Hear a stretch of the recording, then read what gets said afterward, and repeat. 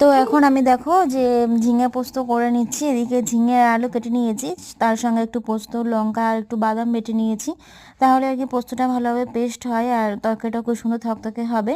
তো এখানে আমার পোস্ত দিয়ে বেশিক্ষণ তো আর ভাজতে হয় না, আদা তো দিইনি, আদা দিলে তাহলে ভালো করে না কষালে গন্ধ করবে। তো যাই হোক, পরিমাণ মতো এখানে জল দিয়ে নিলাম, এদিকে আমার হয়ে গিয়েছে।